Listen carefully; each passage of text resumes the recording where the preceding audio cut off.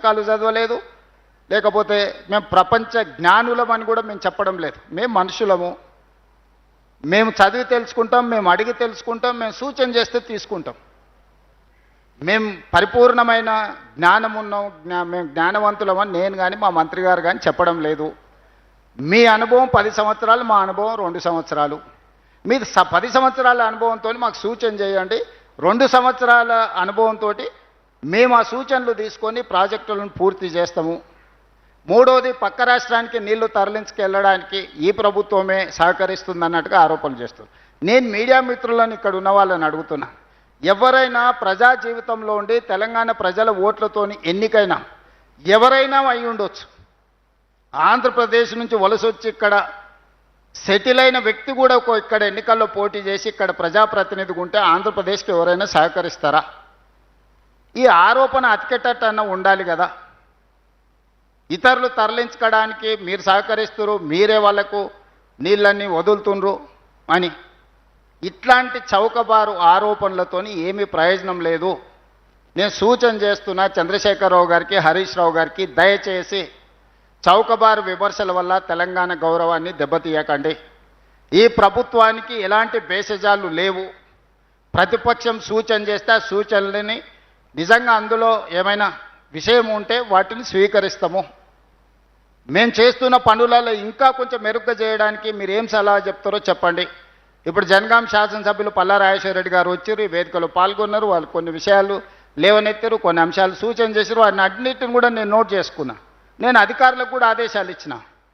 మనం ఎన్నికలు వచ్చినప్పుడు ఎన్నికలు చేసుకుందాం. ఎన్నికలలో సరే తూకిత్తా మైకిత్తా అనేది మీరంటారు, మేమంటాం, అన్న తర్వాత ప్రజలు తీర్పిస్తారు. పార్లమెంట్ ఎన్నికల్లో తీర్పిచ్చిండ్రు, అంతకంటే ముందు శాసనసభ ఎన్నికల్లో తీర్పిచ్చారు, సర్పంచ్ ఎన్నికల్లో తీర్పిచ్చారు. కాదు కూడదు రెఫరెండం అని జూబ్లీహిల్స్ ఎన్నికలంటే శ్రీనివాసరెడ్డి గారు, ఉత్తమ్ కుమార్ రెడ్డి గారు జూబ్లీహిల్స్ రెఫరెండంను స్వీకరించారు. నిన్నగాక మన జరిగిన మున్సిపల్ ఎన్నికలను కూడా మీరు చూసిండ్రు. దీన్ని బట్టైనా మీ ఆలోచనలో మార్పు రావాలని నేను కోరుకుంటున్నా. ప్రతిసారి ప్రజలదే తప్పు, మాకు ఓటు వేయకపోవడం అనే ఒక భావనలో భ్రమలో ఉండడం అది మీకే నష్టం కలిగిస్తుంది.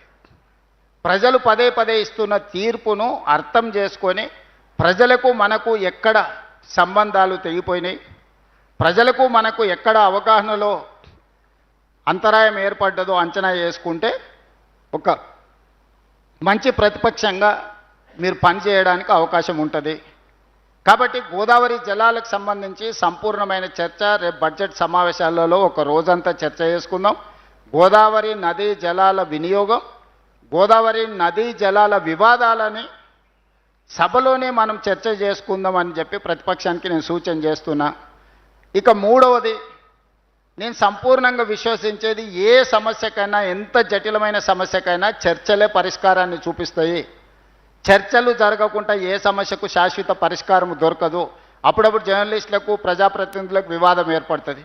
మీ నుంచి ఒక కమిటీ, మా నుంచి ఒక మంత్రిని ఎవరినో పెట్టి చర్చలు చేస్తామన్న మీ కార్డుది ఏదో ఇష్యూ వచ్చింది, మీరు ఏదో లేవనెత్తిండ్రు.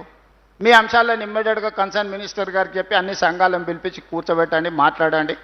ఆ సమస్యలను ఎట్లా పరిష్కరించుకుందామంటే శ్రీనివాసరెడ్డి గారు ఒక సగం రోజు మొత్తం మీ సంఘాలందరినీ, మేము ఇష్టపడే సంఘాలు ఉండొచ్చు, మేమంటే ఇష్టం లేని సంఘాలు కూడా ఉండొచ్చు, కానీ సంఘ ప్రతినిధులను పిలిచి కూర్చోబెట్టి మాట్లాడి ఆ సమస్యకు ఒక పరిష్కారం చూపించినాం.